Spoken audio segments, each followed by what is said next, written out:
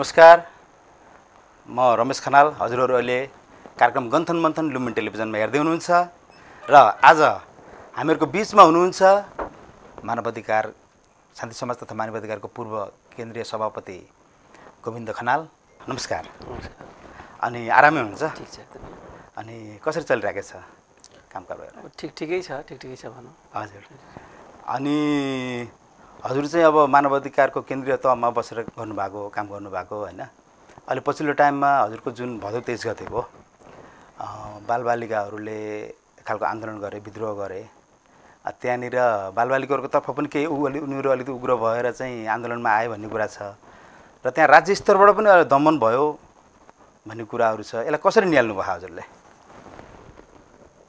सर्वप्रथम लुम्बिनी टेलिभिजनको यस कार्यक्रममा मलाई बोलाउनु भएकोमा धन्यवाद छ। र अहिले देश विषम परिस्थितिमा छ। हजुर। र त्यही सन्दर्भ जिन्जी आन्दोलनको सन्दर्भमा 23 गते जुन घटना घट्यो, हजुर, त्यो घटना अत्यन्तै दुःखद छ र निन्दनीय छ। हजुर। जिन्जी एउटा उमेर समूहको युवाहरूको एउटा चाहिँ नि दस्ता हो। हजुर। र त्यसले बोकेको भावना सबैको हो। हजुर।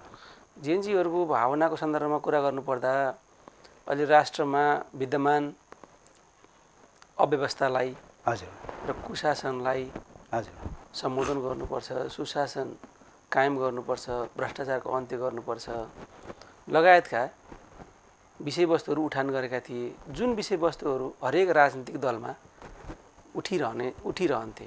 र समाजमा चाहे त्यो किसानको आन्दोलन होस्, चाहे किसानको वर्गमा होस्, चाहे त्यो व्यवसायमा होस्, चाहे विद्यार्थीमा होस्, चाहे सञ्चार क्षेत्रमा होस्, या बुद्धिजीवी वर्गमा, शिक्षक, प्राध्यापक, वकिल, हरेक क्षेत्रमा, हरेक नागरिक समाजमा पनि अहिले देशको परिस्थितिमा हेर्दा सन्तुष्ट हुन सकिएको छैन।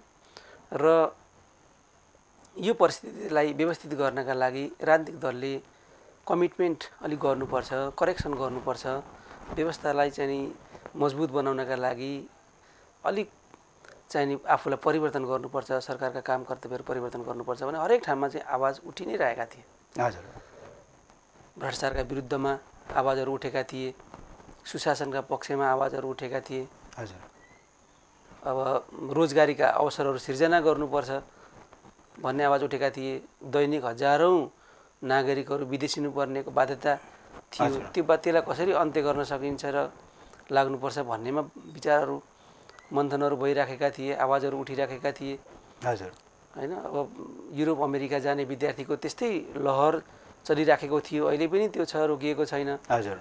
अब अरबियन मुलुकहरूमा, खाडी मुलुकहरूमा श्रम गर्न जाने, 20-25 हजार 30 हजारको लागि श्रम गर्न जाने नेपाली दाजुभाइहरूको चाहिँ लहर चलिराखेको थियो, अहिले पनि छ। होइन, फर्केर आउँदा बाक्सामा फर्केर आउनुपर्ने गाह्रो लाग्दो परिस्थिति हिजो पनि थियो, आज पनि छ। र यस्तो विषम परिस्थितिमा एउटा नागरिक चाहिँ उकुस मुकुस भएर बसेको परिस्थिति एकातिर थियो, एकातिर छ अहिले पनि, र एकातिर थियो। हजुर। त्यही सन्दर्भ त्यसको उपज नै मान्नुहुन्छ?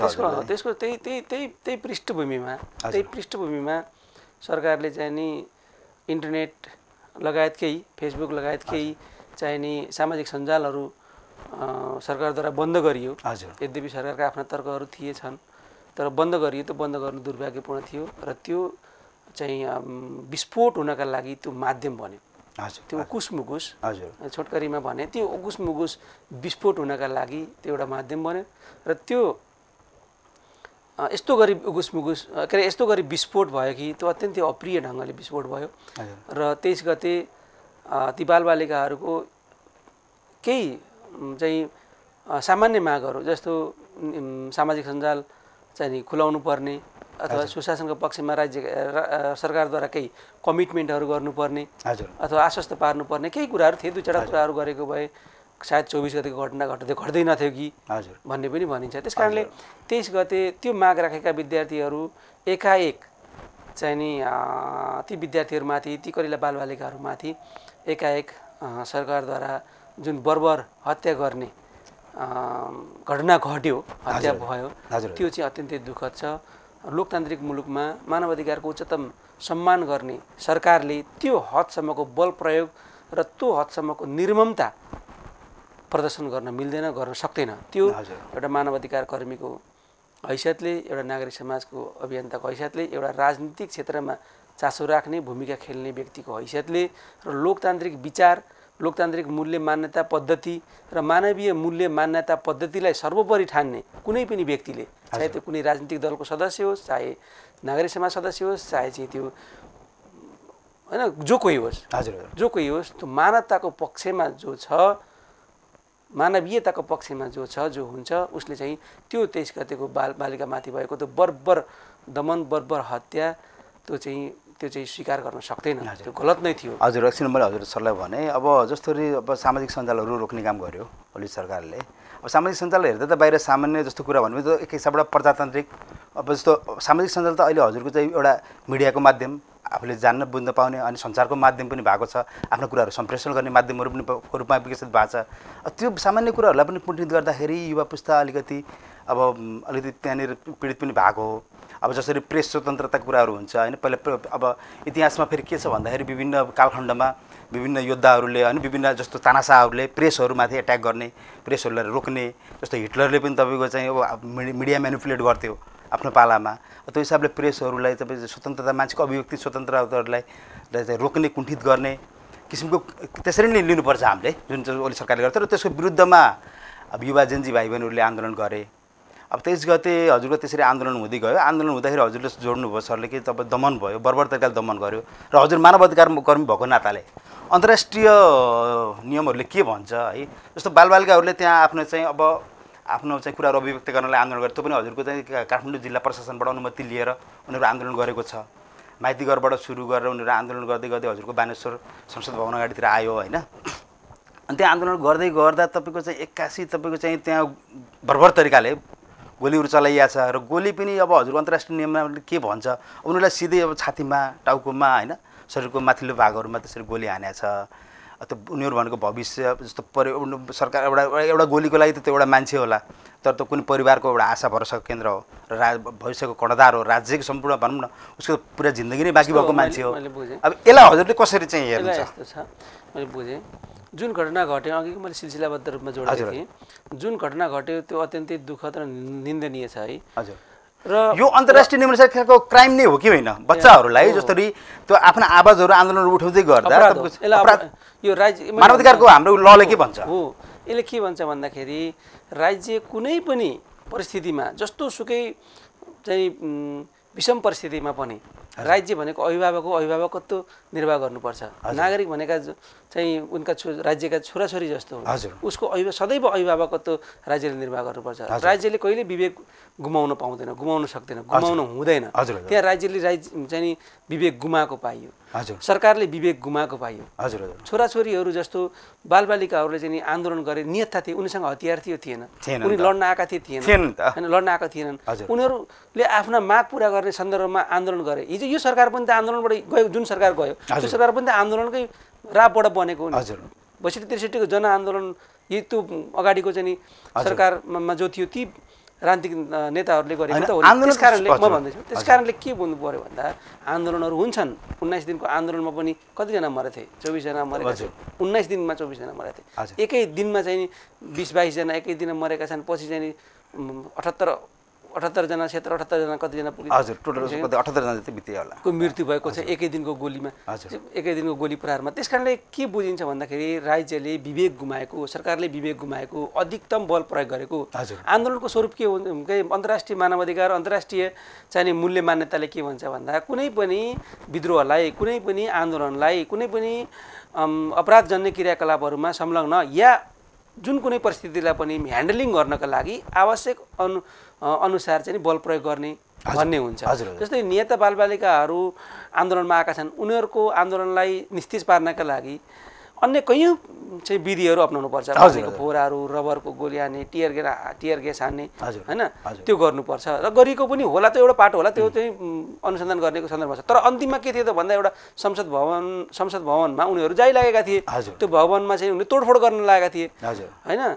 त्यसमा दर्जनौँ बालबालिकाहरूमाथि टाउको र छातीमा गोली हान्नुभन्दा, ती मानवीय मूल्य र मान्यतालाई हामीले कमजोर ठान्नुभन्दा हामीले के गर्नु पर्थ्यो भन्दाखेरि, सरकारले के गर्नु पर्थ्यो भन्दा त्यो चाहिँ उसलाई चाहिँ संसद भवनलाई कब्जा गर्न छोडिदिनु पर्थ्यो, के बिग्रिन्थ्यो? हजुर, जीवनको मूल्य सरकारले अत्यन्तै हैन चाहिँ एउटा वस्तुसँग दाँच्यो। हजुर, हैन भवन र ती बालबालिकाहरूको जीवनमा सरकारले मूल्याङ्कन गर्दा भवनको मूल्य ठुलो सम्झ्यो, अनि गलत थियो। एउटा त्यो हुन्छ र दोस्रो के हुन्छ भन्दा कति बल प्रयोग गर्ने, अधिकतम बल प्रयोग गरेको पाइयो, अधिकतम रूपमा चाहिँ गोली प्रयोग गरेको पाइयो।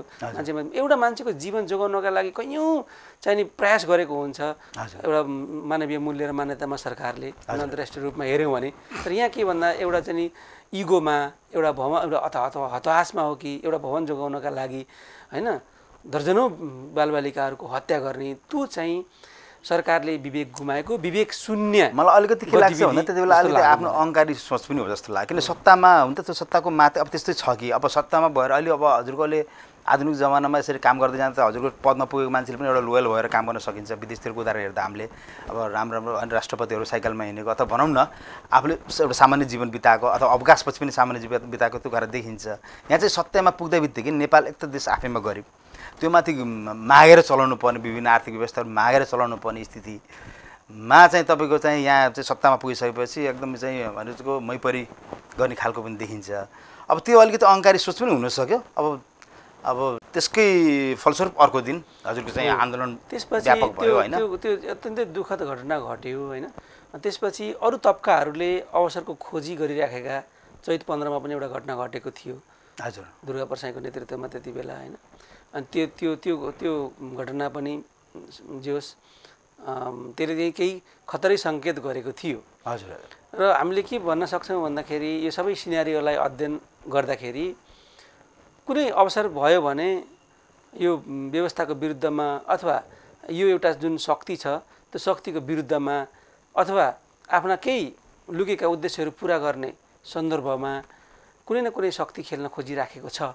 अर्को दिन त मलाई पनि के लाग्छ भन्दाखेरि सर अर्को दिन भदै 24 को मैले भइहाल्नु अर्को दिन चाहिँ त्यो स्वतस्फूर्तमा मानिसहरू पनि सपोर्ट जस्तै बालबालिकालाई त्यसरी बालबालिकाको मृत्यु भयो होइन। त्यसपछि अरू तबकाको अरू एज ग्रुपको मान्छेहरू पनि त्यहाँ सपोर्टमा गए जस्तो पनि लाग्छ। त्यही भन्दैछु म। त्यसपछि त्यो तबका पनि खेल्न खोजेको स्थिति चाहिँ थियो। नेपालको पनि हेऱ्यो भने सेक्युरिटी पनि के पोजिसनमा रहेछ, सेक्युरिटीले के सोच्दो रहेछ त्यो कुरा पनि त हामीले अहिले व्यवहारिक रूपमा देख्यौँ नि त 24 गतेको घटनामा। त्यो सबै कुराहरू मैले तपाईँलाई चाहिँ सूत्रमा मात्रै भने त्यसरी बुझ्नु होला। र 24 गतेलाई के भन्दा 23 गतेको घटनाले त्यो गलत थियो। 23 गतेको जुन घटना घट्यो अत्यन्तै दुःखद र गलत थियो। राज्यको चाहिँ सरकारको चाहिँ त्यो गलत निर्णय थियो र चाहिँ विवेक शून्य चाहिँ त्यो गतिविधि थियो। त्यसको आधारमा त्यो पृष्ठभूमिमा 24 गतेको घटना घटाउन सजिलो हो। र 24 गते घटना घटाउन खोजेका त्यो सोच भएको र राजनीतिक दलको नेतृत्व को चाहिँ नि घर आगजनी गर्ने, सार्वजनिक सम्पत्तिहरूमाथि आगजनी गर्ने, सिंहदरबार जलाउने, अब तपाईँको चाहिँ नि सर्वोच्च अदालत नै जलाउने, राष्ट्रपति भवन जलाउने, त्यो जुन चाहिँ नि कार्यहरू हामीले देख्यौँ त्यो कार्य हेर्दाखेरि यो प्री प्लान त्यो गर्नका लागि प्री प्लान थियो भनेर त सजिलै भन्न सकिन्छ। र त्यो पृष्ठभूमि तयार भयो, पृष्ठभूमि 23 गते तयार भयो, 24 गते त्यो घटना घटायो। हजुरको भने अर्को दिन चाहिँ हजुरको चलखेल भयो, त्यहाँनिर चाहिँ घुसपेट भयो भन्ने हजुरको भनाइ भयो, स्वाभाविक रूपमा भयो। तर त्यो जेनजीले गरेनन् मलाई लाग्छ। जेनजीले जिम्मा पनि लिएको छैन र जेनजीको त्यो चाहना पनि थिएन र जेनजीले हिंसात्मक आन्दोलन गर्ने उनीहरूको घोषणा पनि थिएन। र जेनजीको माग अघि हामीले जे व्याख्या गऱ्यौँ त्यो नै थियो। र जेनजीको माग भनेको आम नागरिकको माग हो। फेरि जेनजीको जो माग हो, सोच हो, जेनजी जसरी चाहिँ नि आफ्ना एजेन्डाहरू अगाडि सारेका छन् त्यो आजको दिनमा पनि त्यो नागरिक समाजको पनि माग हो। हाम्रो मानवाधिकार शान्ति समाजले त शीर्ष नेता भ्रष्ट छन्, नेपाली जनता त्रस्त छन् भनेर 3 वर्ष अगाडिदेखि नै आन्दोलन गरिराखेको थियो। कैयौँ पटक काठमाडौँमा हाम्रो साथीहरू गिरफ्तार हुनुभएको छ। गर्न सकेका थिएन, जेनजीले जुन मागहरू उठाएको छ, सुशासनका मागहरू, भ्रष्टाचार अन्त्यको मागहरू होइन, मागहरू अनि रोजगारीको अवसर सिर्जना गर्ने सन्दर्भहरू अनि राजनीतिक स्थिरताका सन्दर्भहरू, यी सबै कुराहरू र मानवाधिकार को चाहिँ नि प्रत्याभूति, संविधानमा लेखिएका, संविधानमा कमिटमेन्ट गरिएका मानवाधिकारका सबै पक्षहरूलाई चाहिँ नागरिकले चाहिँ अनुभूति गर्न पाउने व्यवस्थाको चाहिँ निर्माण गर्ने सन्दर्भमा यो इस्युहरू त आम नागरिकको इस्यु हो। त्यसमा जेनजीको माग भनेको त कञ्चन हजुरको सफा माग, स्वच्छ माग, बिचरा भर्खरको बालबालिकाको माग, विभिन्न उद्देश्य पुरा गर्नका लागि अभिष्ट पुरा गर्नका लागि तत्त्वहरू खेलेपछि जेन्जीको आन्दोलनलाई पनि बदनाम गर्ने प्रयत्न भयो जुन घटनाले गर्दाखेरि जुन हिंसात्मक घटना भयो र त्यो हिंसात्मक घटनाको कुनै पनि मानेमा कसैले पनि त्यो हिंसात्मक घटनालाई स्वीकार गर्न सक्दैन त्यसलाई चाहिँ नि सही भन्न सक्दैन त्यो हिंसात्मक घटना किन हामीले हिंसा कुनै पनि अवस्थामा हिंसाको हामीले वकालत गर्न सकिँदैन हिंसाले हाम्रो समाजलाई खरानी बनाउँछ हाम्रा घर डढाउँछ त्यसको क्षतिपूर्ति गर्न सकिँदैन हैन त्यसकारणले हिंसालाई सदैव हामीले चाहिँ नि बहिष्कार गर्नुपर्छ हिंसाको खारेजी गर्नुपर्छ मानवाधिकार शान्ति समाजको सिद्धान्त पनि त्यही नै हो आम नागरिकको सबैको सिद्धान्त पनि त्यही नै हो त्यसकारणले कुनै पनि किसिमको हिंसा भड्किन नदिनका लागि हामीले सदैव भूमिका खेल्नुपर्ने हुन्छ हजुर अर्को दिनको हजुरको आन्दोलनमा 24 गतेको हजुरको आन्दोलनको क्रममा पनि जसरी हजुर सरकारी कार्यालयहरू पनि विभिन्न जले प्राइभेट मान्छेहरूको व्यवसायिक भवनहरू पनि अब भनौँ न त्यहाँनिर चाहिँ जले अब एकअर्काले यो साधेर त्यहाँ घुसपेट विभिन्न भयो होला त्यसले पनि अलिकति क्षति त पुऱ्यायो नि होइन त्यसले पनि हजुरको जति जले पनि राज्यको जनताको करबाटै बनेका संरचनाहरू होइन अब त्यो कुराहरू जल्नु पनि आफैमा दुःखद हो त्यो पनि राम्रो त होइन अनि त्यसपछि सर हजुरको अब आन्दोलन त भयो चाहिँ राजनीतिले पनि एउटा कोर्स पनि कसरी लियो भन्दाखेरि अब जेनजीमा जो अब अग्रभागमा देखिएका थिए युवाहरू अब तिनीहरूले नै अब चाहिँ अब एउटा खालको रिक्वेस्ट गरेर सुशीला कार्की प्रधानमन्त्री हुनुभएको छ नयाँ सिनारियो देखिएको छ अब जुन यो नयाँ सरकार हजुरको आन्दोलनको जगमा चाहिँ बनेको सरकार छ अब आन्दोलन सरकार बनेको करिब 2 महिना भइसक्यो क्यारे होइन हुन लाग्यो अब यसले चाहिँ के म्यान्डेट प्राप्त गरेर गएको र अहिले यो सरकारको जुन पछिल्लो गतिविधि छ यसलाई हजुरले कसरी निहाल्नु भयो अब विषम परिस्थितिमा निर्माण भएको यो सरकार हो एकछिन भन्यो भने अहिले त हामी यति बोल्ने अवस्थामा छौँ हजुर होइन हामीले 24 गतेको दिनलाई सम्झिने हो भने त होइन दिन काली लाग्दो परिस्थिति थियो हजुर सबै एक खाले राज्य शून्य अवस्थामा पुगेको अब हामीले देख्यौँ हामीले आफैले भोग्यौँ राजनीतिक दल नागरिक समाज समग्र सिङ्गो राष्ट्र नै त्राहिमाम भएको स्थिति भयो हजुर प्रधानमन्त्रीले राजीनामा दिए नेपाली सेनाले राति 10 बजेदेखि चाहिँ टेक ओभर हामीले गर्छौँ र हामीले जिम्मा लिन्छौँ भनिसकेपछि मात्रै मान्छेले अलिकति शान्तिको अलिकति सास फेर्ने वातावरण निर्माण भयो हजुर होइन धेरै दिनसम्म सन्नाटा भयो र यस्तो परिस्थितिमा राष्ट्रलाई असफलतातर्फ जानबाट रोक्नका लागि अथवा असफल राष्ट्र घोषित हुनबाट रोक्नका लागि कसै न कसैले कहीँ न कहीँबाट भूमिका खेल्न जरुरी थियो र खेलियो र नेपाली सेनाको फेरि अहम भूमिका त्यहाँ देखियो नेपाली सेनाले त्यो विषम परिस्थितिलाई ह्यान्डलिङ गरेर एउटा नयाँ सरकार गठन गर्ने प्रक्रियामा आफ्नो भूमिका देखायो नेपाली सेना आफैले चाहिँ राज्य सत्ता लिन्छ कि भन्ने विषयमा पनि बहस नभएको होइन तर नेपाली सेनाको विगतमा पनि त्यो चाहना देखिएन र अहिले पनि नेपाली सेना लिन चाहेको भए लिन सक्ने परिस्थिति स्वाभाविक रूपमा थियो पछि के हुन्थ्यो दोस्रो बाटो भयो र अहिले कम्तीमा म के भन्छु भन्दा नागरिक सर्वोच्चता नागरिक स्वतन्त्रता चाहिँ जोगियो भन्छु म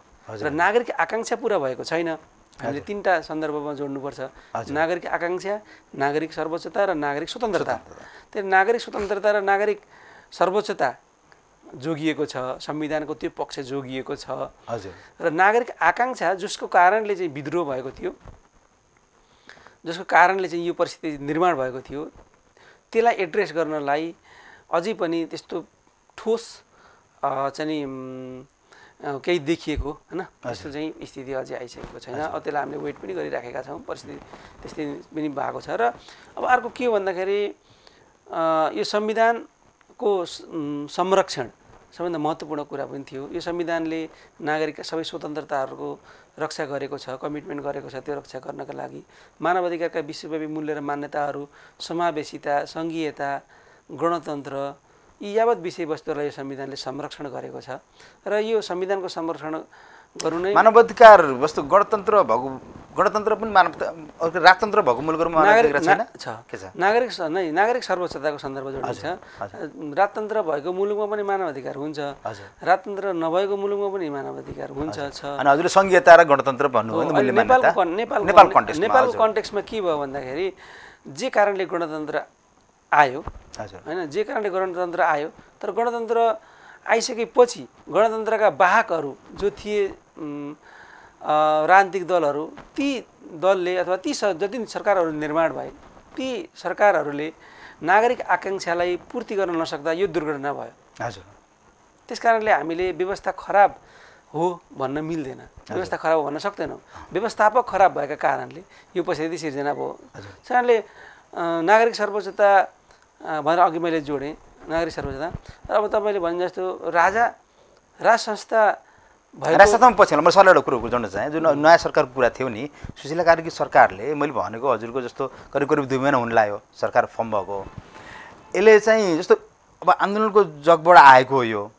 अब यसले गर्नुपर्ने केही बेसिक कुराहरू थियो नि त, जस्तो जुन जेनजी आन्दोलनको जगबाट यो सरकार बनिसकेपछि अब अहिले मैले पछि कहिले काहीँ अब मिडियाहरू अपडेट भएर म आफै पनि अरू व्यवसाय गर्ने मान्छे, मिडिया त्यति अप टु डेट त हुन्न म पनि, तर फाटोफुटो हेर्दा अब राष्ट्रिय चाहतो यो देशको नागरिक भएर यो देशमा गइ गरेपछि चासो त हुने नै भयो। अनि जस्तो जेनजी आन्दोलनको घाइतेहरूले जस्तो टाइममा भेट्न नखोज्ने अथवा हजुरको चाहिँ उसले के हो जस्तो जुन त्यो आन्दोलन भयो त्यसरी 75 जना बालबालिका मरे, त्यसलाई चाहिँ त्यो राज्यबाट चाहिँ जुन राज्य तत्कालीन अब त्यो बेलाको चाहिँ पदाधिकारी हो जसको कमान्डमा त्यो भइरहेको छ, पुलिसले गोली ठोक्यो, तिनीहरूले चाहिँ एउटा खालको अनुसन्धानको दायरामा ल्याउने होइन केही काम कारबाही अगाडि बढाउने त्यो खालको गतिविधि त केही पनि देखेन नि त यो सरकारको, सुशीला कार्की सरकारको। आयोग निर्माण भएको छ होइन। हजुर। त्यो आयोगले गर्नुपर्छ हजुर भनेर म्यान्डेट चाहिँ सरकारले प्रदान गरेको छ। हामी पनि चाहन्छौँ त्यो आयोगले 23 गतेको घटनामा त्यो बालबालिकाहरूमाथि बर्बर गोली चलाउने र बालबालिकाको टाउको छातीमा गोली हानेर चाहिँ नि हत्या गर्ने होइन र अधिकतम बल प्रयोग गरेर त्यो आन्दोलनलाई दबाउने र मानवाधिकारको उल्लङ्घन गर्ने ज्यादा होइन त्यो त्यो त्यो र जो दोषी छ जसको अब हामीले त यो दोषी भन्नु त मिलेन जो दोषी हो त्यसको चाहिँ छानबिन गर्न दोषी पत्ता लगाउने जिम्मेवारी त्यो आयोगलाई छ या त नेपाल प्रहरीलाई हुन्छ होइन। त्यो चाहिँ क्विक गर्नुपर्ने काम हो जस्तो लाग्छ मलाई सर, किनभने एउटा वारको स्टेटबाट आफै बनाउनु पर्छ। हजुर, वारको स्टेटबाट बनेको सरकार हो त्यो त वार एक हिसाब भनौँ न, भलै बालबालिका उता हाने ढुङ्गा हाने होला के होला, तर राज्यले गोली चलाए त्यो वारको लेभलबाट बनेको सरकारले त्यो वारकै कारणले भयो र त्यसको चाहिँ भनौँ न जेनजीको बलमा बनिसकेको सरकारले त्यहाँनिर त्यसको चाहिँ फ्याक्टरहरू के हुन् त, त्यो फ्याक्टरहरूलाई चाहिँ एउटा अनुसन्धानको दायरामा ल्याएर काम कारबाही के अगाडि बढाउनु पर्ने। बाँकी रह्यो हजुरले भने जस्तो अघि नै चाहिँ जुन आकाङ्क्षा युवाहरूको आकाङ्क्षा भनेको जस्तो भनौँ देशवासीकै आकाङ्क्षा रोजगार होइन भ्रष्टाचार मुक्त यो कुराहरू त्यसपछि गर्न पनि मिल्थ्यो। अब अहिले भलै हजुरको यसलाई चुनावी सरकार भन्छ, त्यतिका सबै धेरै कुराहरू त्यसले गर्न पनि नभ्याउला होइन, चुनावी तयारीहरूमा पनि लागिरहेको छ। अब त्यो खालको चाहिँ सरकार खोजेको जेनजी युवाले अब उसले चाहिँ चुनाव गराउनु ठिक छ ल, चुनाव प्रजातान्त्रिक मूल्य मान्यता चुनाव बनाउने भन्ने चाहिँ छ। अब चुनावै भइहाल्यो भने हामी त्यति धेरै हर्षित हुनुपर्ने पनि म त त्यति देख्दिनँ। अरब रुपियाँ बाहिरबाट ऋण खोजेरै गर्ने चुनाव होइन, र चुनाव जुन 84 मा हुने चुनाव थियो अब 82 मा हुँदैछ एउटा संसदीय दलको चुनाव होइन, संसदीय चुनाव। अब हजुरको प्रत्यक्ष निर्वाचित कार्यकारी प्रमुख भन्ने जुन जेनजीको माग छ होइन, हुन त यो कुरा हजुरको एमालेको मेनिफेस्टोमा पनि लेखेको छ, हजुरको चाहिँ माओवादीको मेनिफेस्टोमा लेखेको छ। भले माओवादी त अब अहिले अर्कै भइसक्यो, अर्कै प्रारूपहरू सरकारको चाहिँ विभिन्न होइन के अरे पार्टीहरूको प्रारूपहरू चेन्ज भइरहेछ। अब यिनीहरू आफैले त 2/3 सरकार पाउँदाखेरि बनाएन, उनीहरूले गरेन। तर अहिले चाहिँ आम मान्छेको माग चाहिँ प्रत्यक्ष निर्वाचित कार्यकारी प्रमुख गराउने भन्ने कुरालाई चाहिँ अब यो के हुन्छ त, अब अहिले त फिलहाल हजुरको संसदीय चुनाव हुन्छ, त्यसको 2/3 पारित गरेर यो कुरा पारित गर्नुपर्ने होला होइन। अब अहिले अन्तरिम सरकार भए पनि जारी गरेर त्यहाँ चाहिँ हजुरको प्रत्यक्ष निर्वाचित कार्यकारी प्रमुख अनि यो प्रदेश संरचना खारेज यो कुराहरूलाई चाहिँ राख्न तत्परता देखाएको पनि देखिएन हजुरको कार्की सरकारले। अब यो कसरी मिल्छ त, यो तारतम्य त कसरी मिल्छ सर? अब यस्तो छ, अब तपाईँको पहिलो कुरा जस्तो 23 गतेको घटनाको निष्पक्ष छानबिन गरेर जो दोषी छ हजुर त्यो बर्बर हत्यामा जो दोषी छ त्यो दोषीलाई कानुन सम्मत कारबाही गर्नुपर्छ भन्ने हामी मानवाधिकार कर्मीहरूको, नागरिक समाजको र आम नागरिकहरूको पनि त्यो चाहिँ माग हो, त्यो पुरा गर्नुपर्छ भन्ने एउटा सन्दर्भ। हजुर। र 24 गतेको घटनामा व्यक्तिगत सम्पत्तिमाथि भएको आगजनी, सार्वजनिक सम्पत्तिमाथि भएको आगजनी, तोडफोड, लुटपाटका घटनाहरूमा संलग्न व्यक्तिहरूलाई पनि कानुन सम्मत रूपमा जो दोषी छ त्यसलाई कानुन सम्मत रूपमा कारबाही गर्नुपर्छ र देशमा ल एन्ड अर्डर मेन्टेन गर्नुपर्छ, शान्ति सुव्यवस्था कायम गर्नुपर्छ, दण्डहीनताको अन्त्य गर्नुपर्छ। दण्डहीनता कायम रहिराख्यो भने कसरी पनि देश सम्हाल्न सक्दैन। हजुर। योमा हामी आग्रह गर्न चाहन्छौँ। यो दोस्रो पाटो छ। र तेस्रो छ यो सरकार निर्माण कसरी भयो भन्ने सन्दर्भमा अघि हामीले जोड्यौँ। सरकार यो विषम परिस्थितिमा यसरी निर्माण भएको छ, त्यो बेलामा अब सबै भ्याकुम थियो, भ्याकुम भएको परिस्थितिमा सरकार निर्माण गर्नुपर्ने थियो र त्यसमा चाहिँ नेपाली सेनाले विशेष अहम भूमिका निर्वाह गर्यो र सुशीला कार्कीको नेतृत्वमा सरकार निर्माण भयो। अब कसरी भन्ने सन्दर्भहरू सबै देखिएकै छ।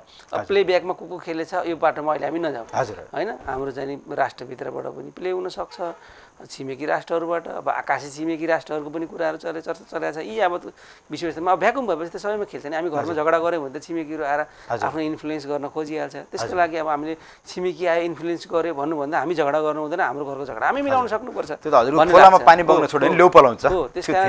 त्यस कारणले हामीले दोष अरूलाई दिएर मात्रै हुँदैन, हामी आफै चाहिँ नि सक्षम हुनुपर्छ होइन। र त्यो मलाई लाग्छ हामी आफै मिल्नुपर्छ भन्ने लाग्छ। र तेस्रो कुरा अब कसरी जान सक्छ त, अब कुन वेमा गयो भने चाहिँ निकास पाउँछ त भन्ने सन्दर्भ तपाईँ जोडे जस्तो लाग्यो मलाई। त्यसमा के छ भन्दाखेरि अब जस्ट यो 6 महिनाको चुनावी सरकार भनेर प्रधानमन्त्री सुशीला कार्कीजीले भन्नुभयो होइन। र त्यो डेस्टिनेसन छ भन्नुभयो, एउटा पक्षमा त मलाई ठिकै लाग्यो। किन भन्दा अब यसको खास निकास भनेको के हो भने समयमै निर्वाचन हुने, निर्वाचन भइसकेपछि नयाँ संसद बनाउने। नयाँ संसद भनेको कस्तो, त्यसमा जेएनजी, त्यसमा स्वतन्त्र, त्यसमा राजनीतिक दलहरू र जो कोही पनि छन् होइन, जो कोही पनि जनतासिम जान्छन्। उनीहरू निष्पक्ष चुनाव भइसकेपछि जनतासिम जान्छन्, आफ्नो एजेन्डा लिएर जान्छन् र जनताले जसलाई पताउँछन्, ती इलेक्टेड भएर आउँछन्। फेयर चुनाव हुने भएपछि होइन, अनि त्यो चाहिँ नि संसद भन्छ। अनि त्यो संसदले चाहिँ नि संविधान कस्तो बनाउने हो होइन, प्रत्यक्ष निर्वाचित राष्ट्रपति, प्रत्यक्ष निर्वाचित प्रधानमन्त्री, अथवा चाहिँ नि फ्रान्सको जस्तो पावर सेयरिङ, प्रधानमन्त्री र राष्ट्रपतिमा पावर सेयरिङ जस्तो, अथवा चाहिँ नि भारतको जस्तो, उता बेलायत कस्तो बनाउने त, अमेरिकाको जस्तो बनाउने हो कि होइन। लोकतन्त्र भन्दैमा एउटै खालको त हुँदैन, गणतन्त्र भन्दैन एउटै खालको हुँदैन। भारत पनि गणतन्त्र छ, अमेरिकामा पनि गणतन्त्र छ, दुईटामा अलग अलग खालको लोकतान्त्रिक व्यवस्था छ। त्यहाँ प्रत्यक्ष निर्वाचित राष्ट्रपति छ, भारतमा प्रत्यक्ष निर्वाचित कोही पनि छैन। प्रत्यक्ष संसद छ, संसदबाट प्रधानमन्त्री बन्छ, राष्ट्रपति व्यवस्था पनि छ, फेरि नोमिनल राष्ट्रपति हो। त्यस कारणले कस्तो बनाउने त्यो छलफल कहाँ हुनुपर्छ, त्यो सडकमा छलफल भएर त्यो टुङ्गोमा पुग्ने कुरा हुँदैन। त्यहाँ त्यो छलफल हुनका लागि संसद त चाहिन्छ। त्यो संसद अब फ्रेस संसद जतिसक्दो छिटो हामीले फ्रेस संसद ल्याउन सक्यौँ भने त्यो छलफल त्यहाँ हुन्छ। कस्तो राज्य व्यवस्था निर्माण गर्ने, संघीयता राख्ने कि नराख्ने, संघीयता कस्तो खालको राख्ने हो भने पनि होइन, समानुपातिक राख्ने कि नराख्ने, समानुपातिका कारणले यदि हाम्रो चाहिँ स्पष्ट चाहिँ नि बहुमत प्राप्त गर्न कुनै राजनीतिक दललाई समस्या भएको हो भने समानुपातिकलाई कसरी व्यवस्थापन गर्ने, समानुपातिकले केलाई एड्रेस गरेको छ, सीमान्तकृत वर्गलाई एड्रेस गरेको छ, पछाडि छुटेको वर्गलाई एड्रेस गरेको छ, पछाडि परेको लिङ्ग, समुदाय, वर्ग, जाति, धर्म जे छ होइन, त्यो वर्गलाई चाहिँ नि जोड्नका लागि फेरि अर्को कुन बाटोमा जाने, राष्ट्रिय सभामा लगेर जोड्ने हो कि, यो यावत विषयको छलफल कहाँ गर्न सकिन्छ भन्दा त्यो चाहिँ नि संसदमा गर्नुपर्छ, संसदले गर्ने हो। संसदको बिजनेस भनेकै त्यही हो।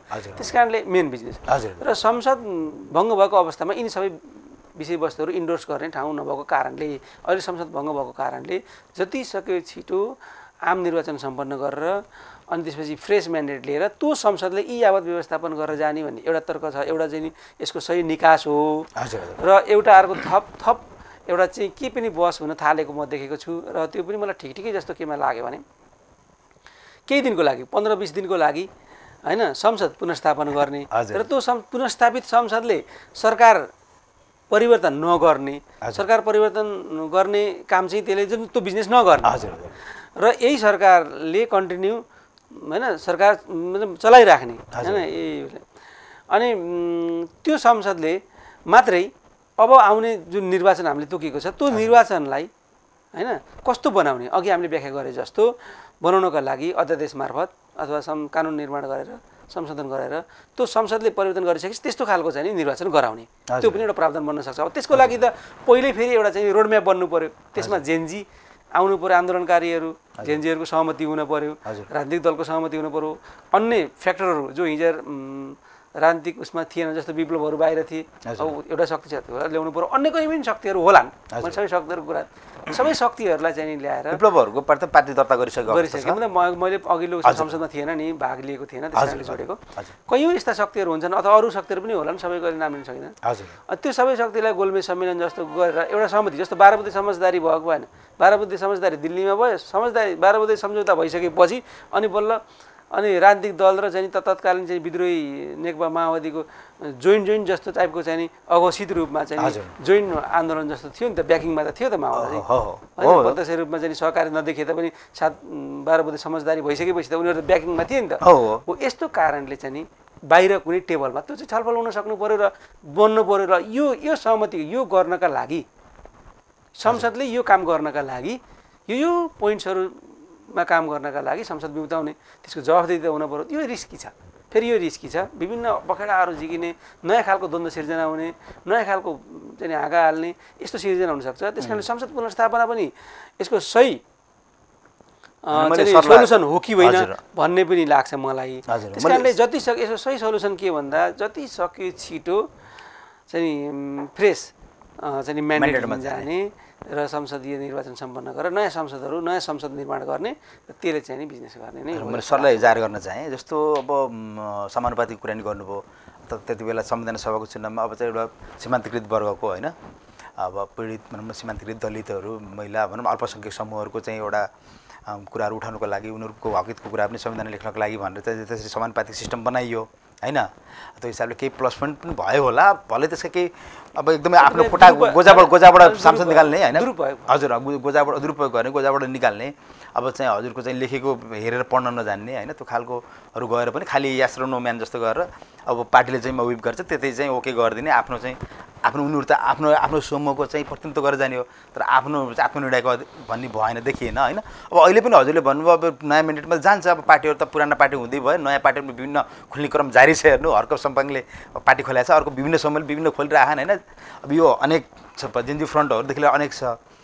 अब हजुरको जुन अब यो चाहिँ किन पनि प्रत्यक्ष निर्वाचित कार्यक्रम प्रमुख भनेर हामी नेपाली जनताले यसरी भनेको भन्दाखेरि हजुरको चाहिँ धेरै संसदमा चाहिँ तपाईँको धेरै किनबेच भयो नि त संसद किनबेच गर्ने अनि तपाईँको सरकार परिवर्तन भइराख्ने हजुरको घुमिफिरी चाहिँ तपाईँको चाहिँ ती शीर्ष नेताहरूमै घुमिफिरी पालोमा रोटेसन के अब रोटेसनमा मिलेरै चलाएको हो कि जस्तो भान हुने गरी चाहिँ हरेक कुराको मेरिट दुईटै हुन्छ हजुर हरेक कुराको मेरिट प्रत्यक्ष नेपाल अब आफ्नो भूमि माटो अनुसार पनि हामीले कुरा गर्नुपर्ने हुन्छ। हजुर हजुर त्यही कुरा कुनै माटोमा सुन्तला फल्दैन होइन हजुर कागती फल्छ हजुर होइन हजुर अथवा माटो वातावरण अनुकूल वनस्पति भए जस्तै राजनीति पनि के हुन्छ राज्य व्यवस्था पनि के हुन्छ भन्दा त्यहाँका नागरिकहरू त्यहाँको चाहिँ नागरिक समाजको त्यहाँको चाहिँ राज्यको बनोटमा होइन समाजको बनोटमा समाजको निर्माण कसरी भएको छ यसको चाहिँ इतिहास के छ कहाँबाट यो इतिहास चाहिँ सुरु भएको छ जात जाति भाषा भाषी मिलेर कसरी बसेका छन् यिनको चाहना यिनको दृष्टिकोण आर्थिक अवस्था सबै कुराहरूले गर्दाखेरि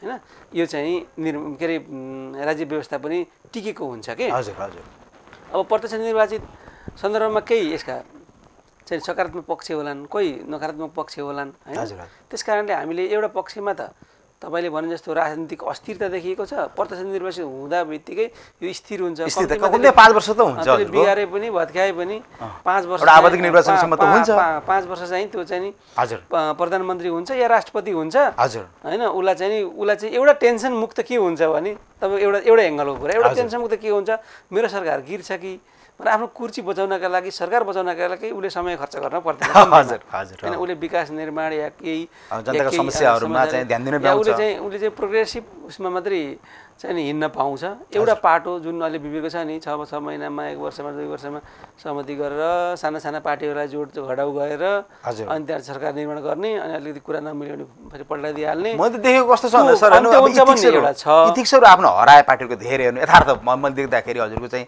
अब कम्युनिजमको बोर्ड लगाउने अनि कसैले केको बोर्ड लगाउने कसैले केको बोर्ड लगाउने हजुरको अनि चाहिँ अब विभिन्न वादहरुको बोर्ड लगाएर चाहिँ त्यो गर्ने त्यो इथिक्सहरु हरायो कुरालाई कन्टिन्यू भ्याउनु पर्छ एउटा पाटोको कुरा गरेँ र अर्को फेरि प्रत्यक्ष निर्वाचितमा फेरि अर्को त्यो एउटा पोजिटिभ पक्ष छ एउटा चाहिँ नि रिस्क फ्याक्टर भन्छु मैले नेगेटिभ भन्दिनँ रिस्क फ्याक्टरमा के छ हाम्रो विभिन्न हैन अब अहिले हाम्रो हेर्यो भने जात जातिको राजनीति छ हैन क्षेत्रीयताको राजनीति छ हजुर हैन अब विविध छ उमेर समूहको आयो हैन विविध छ हैन त्यसमा के हुन्छ भन्दाखेरि योग्य मान्छेको छनौट भन्दा पनि हैन एउटा कुनै विशिष्टीकृत क्षेत्र समुदाय लिङ्ग धर्म कुनै विशिष्टीकृत चाहिँ नि व्यक्ति निर्वाचित हुने परिस्थिति सिर्जना भयो भने के हुन्छ त्यतातर्फ पनि हामीले सोध्नुपर्ने हुन्छ है त्यो यसको डिमेरिट्सतिर जान्छ मैले अघि भने अलिकति रिस्क फ्याक्टरतिर मैले लगेँ त्यस कारणले नागरिकहरू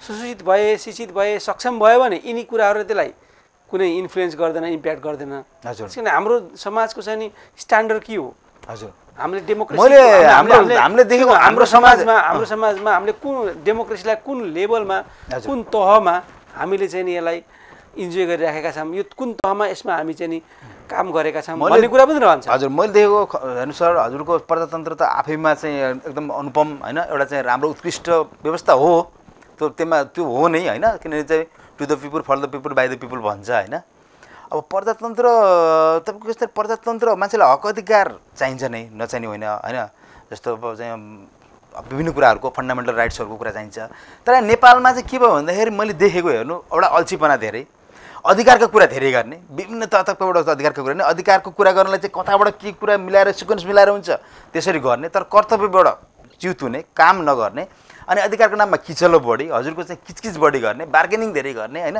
यो विभिन्न कुराहरूलाई आफ्नो कर्तव्यवत नहुने एउटा घरमा पनि हजुरको चाहिँ के भन्दाखेरि एउटा डिमान्डिङ अनावश्यक डिमान्ड गर्ने मान्छेले उसले काम गर्दैन त पण्डित विद्यार्थीले पढ्दैन पढाइमा सिन्सियर छैन तर प्रशासन कलेज प्रशासनले खालि मलाई यो गर्दैन त्यो गर्दैन खालि यो गरिदिनै पर्छ भन्ने खालको अनावश्यक चिज जायज कुरा त मागेर राख्नु पऱ्यो यो अनावश्यक चिज यो राष्ट्रव्यापी रूपमा चाहिँ तपाईँको धेरै भएको हो कि यो जस्तो पनि लाग्छ तर पर्दा त अब हजुरले अघि नै भन्नुभयो माटो सुहाउँदो हो अब प्रजातन्त्र एक्सर्साइज त गर्नुपर्छ प्रजातन्त्र अब के फेरि मान्छेलाई आफ्नो अभिव्यक्ति स्वतन्त्रहरू होइन यी कुराहरू त अब अनिवार्य चाहिन्छ नै हक अधिकारहरू पनि चाहिन्छ नचाहिने होइन तर अलिकति कर्तव्यबोध बनाउनलाई अलिकति हजुरको चाहिँ कस्तो भन्दाखेरि अलिकति चाहिँ सिन्सियर राख्नलाई र अलिकति आफूभन्दा माथि एउटा आफूले मान्नुपर्ने जस्तो मान्नुपर्ने होइन हुन्छ नि जस्तो देउता खोपीमै भए पनि देउता मानिन्छ त्यसैले मान्ने एउटा अभिभावकत्व गर्नलाई जस्तो नेपालमा हजुरको मैले देखेको जस्तो राष्ट्रपति पनि नोमिनल छ नि त राष्ट्रपति नोमिनल हो होइन त्यो नोमिनल राष्ट्रपतिको ठाउँमा राजा सेरिमोनियल राजा हुँदा के बिग्रिन्छ सर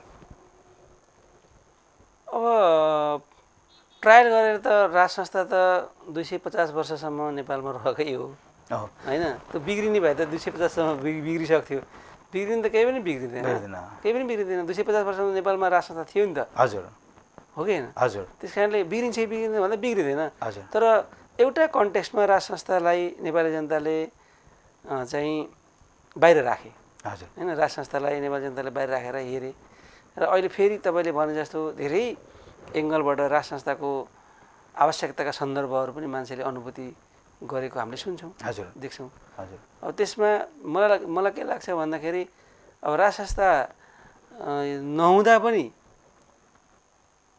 होइन एकदम अग्रगामी छलाङहरू त्यस्तो खासै देखिएन त्यस्तो केही पनि देखिएन र हुँदा पनि राज संस्था हुँदा पनि त्यस्तो खासै केही राजालाई हजुरको अब यस्तो छ सांस्कृतिक रूपमा राजा के लाग्छ भन्दा आफू असक्षम भइसकेपछि अनि यो त्यो भएर अरू कुरा नाता नातालाई आँगन टेढो भने जस्तो हजुर होइन त्यो केही नभएको शुद्ध एउटा राज संस्था छ नि त्यो राज संस्थालाई यो उसमा चाहिँ नि यो कचपचमा प्रवेश गराउने ठिक हो जस्तो राजालाई चाहिँ मैले देखेको हेर्नु राजालाई चाहिँ एउटा सम्मानित नेपालको राजा त कस्तो राजा नेपालको राजा त कस्तो राजा होइन हामी त गणतन्त्रमा लाग्यौँ नेपालमा राज संस्थाले हाम्रा स्वतन्त्रताहरू हनन गरिदियो भनेर एक खालको चाहिँ नि माहौल निर्माण भयो सबै नागरिकहरू त्यसमै लागे अनि आन्दोलन गरे होइन यदि त्यो जेनजीको आन्दोलनमा जस्तो एकै दिनमा यत्रो धेरै मान्छे पनि राजाले मारेनन् हजुर होइन अनि राजाले के भने ल जनताले चाहेनन् मलाई म जान्छु एउटा संविधान संसारमा यस्तो उदाहरण छैन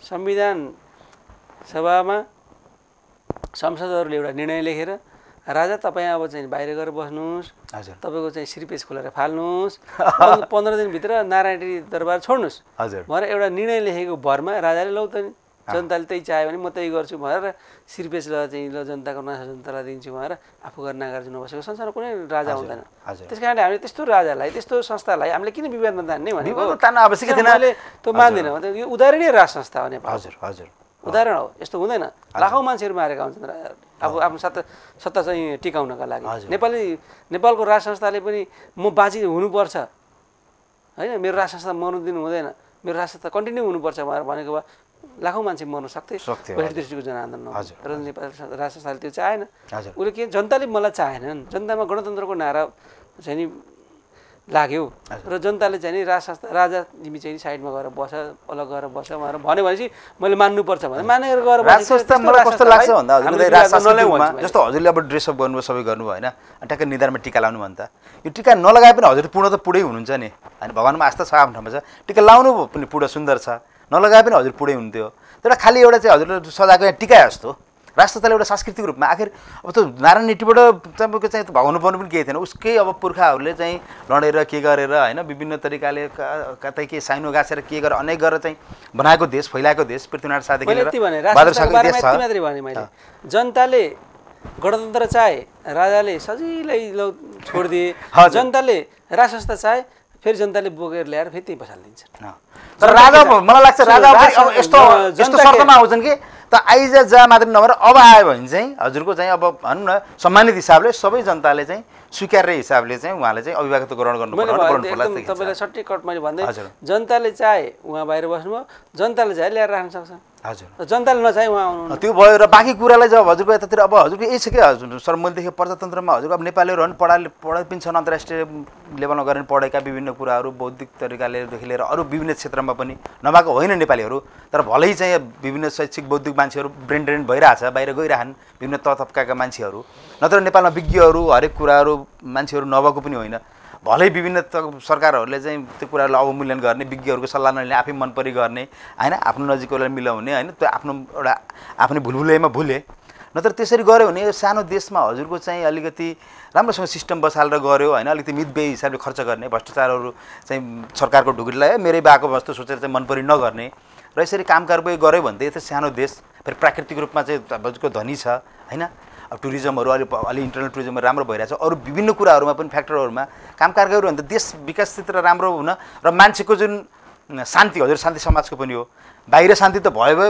मान्छे भित्रै आत्माबाट तृप्त भएपछि भित्री रूपमा पनि शान्ति हुनको लागि यो कुराहरूले चाहिँ काम गर्दैन र त्यो राम्रो भयो भने डेफिनेटली नेपाल त यस्तो सुन्दर देश हो वास्तवमा यहाँको भौगोलिक बनोट यहाँको सामाजिक बनोट हजुर होइन यहाँको चाहिँ नि पर्यावरण र यहाँको चाहिँ नि सुन्दरता नेपालको यो विश्वमै एउटा आँखाको नानी जस्तो आँखाको तारा जस्तो राष्ट्र हो कि यो हजुर होइन सबै चिज यहाँ छ वातावरण पनि तपाईँ 2 घन्टा माथि जानुभयो भने ड्राइभमा जानुभयो भने चिसो सुरु हुन्छ हजुर त्यसको 2-3 घन्टा माथि जानुभयो भने तपाईँको फेरि हिमाल चाहिँ नि हिउँ पर्न सुरु हुन्छ हजुर तराईतिर आउनु भने होइन 4-5 घन्टामा तपाईँले तिनटै वातावरण चाहिँ तपाईँ क्लाइमेट डाइभर्सिटी हामीले पाउनुहुन्छ पहाड छ तराई छ हिमाल छ अनि नागरिकहरू यति मिलेर बसेको चाहिँ समाज छ कि हरेक जात जाति भाषा धर्म लिङ्ग सबै मिलेर बसेको दाजुभाइको रूपमा भड्काउनु खोजिन्छ बेला बेला यस्तो राम्रो समाज पनि राम्रो चाहिँ इन्भाइरोमेन्ट पनि राम्रो क्लाइमेट होइन र चाहिँ भौगोलिक बनोट पनि राम्रो यस्तो राम्रो उत्कृष्ट राष्ट्र हो यो ठुलो जनसङ्ख्या पनि छैन म्यानेज गर्नका लागि होइन यस्तो राष्ट्रलाई म्यानेज गर्न धेरै समस्याको कुरा होइन तर हाम्रो के भयो भने व्यवस्थापन गर्न नसकेको कारणले आज हाम्रो जिडिपी कमजोर छ होइन हाम्रो चाहिँ नि उत्पादन छैन र हामीले चाहिँ विदेशी मुद्रा चाहिँ नि आर्जन गर्नका लागि हामीसँग रेमिट्यान्सभन्दा अरू खासै चाहिँ नि स्ट्रङ त्यस्ता विषय के अरे चाहिँ एजेन्डाहरू हामीसँग छैनन् हाम्रो एक्सपोर्ट गर्ने सामानहरू छैन अब हामीले टुरिज्मलाई चाहिँ नि एक्सपान्सन गर्नका लागि कम्ती विश्वबाट नागरिकहरू होइन टुरिज्म भनेको के भन्दाखेरि आफूले आनन्द लिन जाने हो नि त हेरेर आनन्द लिने बसेर आनन्द लिने पैसा खर्च गर्न जाने भन्ने हो नि त टुरिज्म भनेको त हिमाल हेर्ने बस्ने खाने रमाउने मान्छेहरूसँग रमाउने होइन अब वातावरण हेर्ने पहाडहरू हेर्ने रमाउने त्यो त्यहाँ जानका लागि त शान्ति हुनु पर्यो नि पहिला यदि यहाँ चाहिँ शान्ति छैन भने कुन राष्ट्रको मान्छे यहाँ आउँछ र जुन राष्ट्रमा शान्ति छ आफ्नो सुरक्षा छ त्यहाँ जान्छ त्यस कारणले हामीले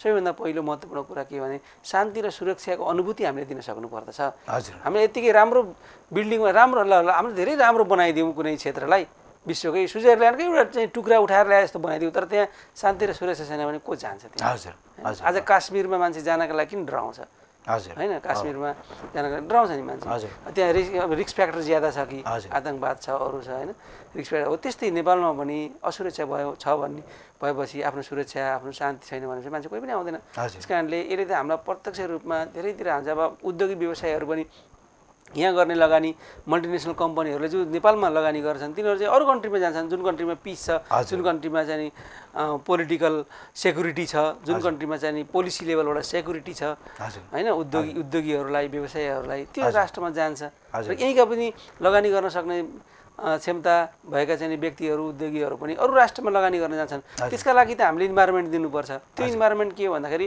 मिनिमम पिस एन्ड सेक्युरिटी, हामीले पिस र सेक्युरिटी मेन्टेन गर्नुपर्ने हुन्छ। त्यो सबै हामीले गर्न सक्यौँ भने कम्तीमा पनि र पोलिसी लेभलबाट हामीले चाहिँ आकर्षित गर्न सक्यौँ भने हाम्रो जिडिपी बढ्ने आधार निर्माण चाहिँ हुन्छ। हजुर, मैले त के देख्छु भन्दा सर, जस्तो हामीसँग जे कुरा छैन त्यो कुरामा रोइलो गर्ने रुने, जस्तै नेपाल भूपरिवेष्टित राष्ट्र भन्छ होइन, हो हुन त होइन, समुद्रसँग टच छैन।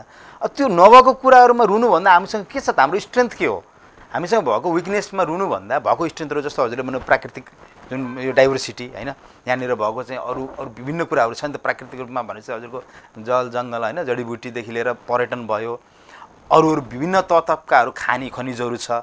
यो खनिजहरू चाहिँ अब एउटा बच्चाले पनि सामाजिक शिक्षामा ल यो खनिज यहाँ, यो खानी यहाँ छ भनेर पढ्छ, नेपालको नक्सा बनाएर तर त्यसलाई चाहिँ उत्खनन गर्ने, आफूसँग टेक्नोलोजी छैन भने बाहिरबाट टेक्नोलोजी ल्याउने, राज्य स्तरबाट गर्नुपर्ने कामहरू, यो कुराहरूलाई गरेर हजुरको चाहिँ यहाँनिर उत्पादनहरू बढाउने होइन, त्यो खालको कामहरू गऱ्यो भने नेपाल बन्न त त्यो चाहिँ एकदम चाहिँ प्रलय त म देख्दिनँ त सर होइन। र बाँकी रह्यो हजुरले चाहिँ शान्ति उसको कुरा, शान्ति चाहिँ हजुर हो, बाह्य रूपमा चाहिँ के अरे यो सामाजिक रूपमा पनि शान्ति हुनु पऱ्यो र सामाजिक रूपमा शान्ति भयो, मान्छेले केही आय आर्जन गर्न सक्यो, मान्छे चाहिँ अब ढुक्कले परिवारसँग मजाले घर बस्न सक्यो, आय आर्जनको बाटोहरू भयो, मान्छे काममा बिजी भयो भने ऊ आत्मिक रूपमा पनि शान्ति हुन्छ होइन, उसको चाहिँ चुलो चौको राम्रोसँग चल्यो भने चाहिँ ऊ तृप्त भएपछि शान्ति हुने हो होइन जस्तो लाग्छ। अनि दाइको अरू भन्नुपर्ने दाइ के छ हजुरले चाहिँ अहिले पछिल्लो? ठिक छ, समग्रमा हजुर जुन समय सन्दर्भमा सबै विषयवस्तुहरू जोडेर तपाईँले जिज्ञासाहरू राख्नुभयो। हजुर, मलाई पनि खुसी लाग्यो कि अहिले समय सन्दर्भमा हजुर अहिले समय करेन्ट इस्युमा चाहिँ नि केही विचारहरू गऱ्यो र अहिले समग्र समाजमा अलिकति अहिले त्रास बढेको छ। यसलाई हामीले नागरिक समाजको तर्फबाट, सञ्चारको क्षेत्रतर्फबाट होइन कुनै नयाँ किसिमको कुनै अर्को यस्तै किसिमको हिंसात्मक गतिविधि नहोस् र त्यो हिंसात्मक गतिविधि हुने सम्भावनालाई टार्नका लागि, रोक्नका लागि भूमिका खेल्नुपर्छ भन्ने मलाई लाग्छ। त्यसले गर्दाखेरि यो आक्रान्त र त्रसित जनसमुदायलाई, नागरिक समाजलाई हामीले चाहिँ नि एउटा शान्ति कायम गर्नका लागि र विश्वस्त बनाउनका लागि, सेक्युरिटी फिल गराउनका लागि हामीले चाहिँ भूमिका खेल्नुपर्छ। इभन सेक्युरिटी, नेपालको सेक्युरिटीको पनि, नेपाल प्रहरी लगायत सेक्युरिटीको पनि मनोबल अझै हामीले उच्च बनाइदिनुपर्छ र त्यो वर्गलाई पनि खुट्टा टेक्ने र शान्ति सुव्यवस्था अमन शान्ति कायम गर्ने सन्दर्भमा चाहिँ नि भूमिका खेल्नका लागि हामीले नागरिक समाजको तर्फबाट पनि मद्दत गर्नुपर्ने हुन्छ। अहिलेको आवश्यकता त्यो छ र भोलिका दिनमा कुनै हिंसात्मक घटना नघटोस् भन्नका लागि हामी सबैले आफ्नो क्षेत्रमा भूमिका निर्वाह गर्नुपर्ने छ र यो सङ्क्रमणको अन्त्य गर्नका लागि समयमै निर्वाचन सम्पन्न हुने र त्यो निर्वाचनमा सबै राजनीतिक दल र सबै नेपालमा रहने र विदेशमा रहेका जसले भोट गर्न मिल्ने सक्ने र व्यवस्था गर्ने भनिएको छ, ती सबै नेपालीहरूलाई चाहिँ यो आम निर्वाचनमा सहभागी हुने वातावरणको निर्माण गर्ने सन्दर्भमा पनि हामीले काम गर्नुपर्ने छ र राष्ट्रलाई अँध्यारो सुरुङबाट बचाउनका लागि, अँध्यारो सुरुङमा प्रवेश हुनबाट बचाउनका लागि र दुर्घटना उन्मुख भएको राजनीतिलाई फेरि लिकमा ल्याएर हामीले चाहिँ एउटा चाहिँ वेमा एउटा चाहिँ राजनीतिक उसमा चाहिँ लैजानको लागि, लिकमा लैजानका लागि सबैले मिलेर भूमिका खेल्नुपर्ने आजको आवश्यकता छ। त्यसमा हामी सबै मिलेर हस् त, धन्यवाद। हजुरको अमूल्य समय र सुझावको लागि धन्यवाद। हजुर, हस् त, आजलाई कार्यक्रम गन्थन मन्थनबाट हामी बिदा माग्छौँ। आज हाम्रो बिचमा हुनुहुन्थ्यो मानवाधिकार, शान्ति समाज तथा मानवाधिकारको पूर्व केन्द्रीय सभापति गोविन्द खनाल। फेरि अर्को एपिसोडमा अर्को नयाँ अतिथिलाई बोलाएर आउने बाचा गर्दछौँ। हस् त, धन्यवाद।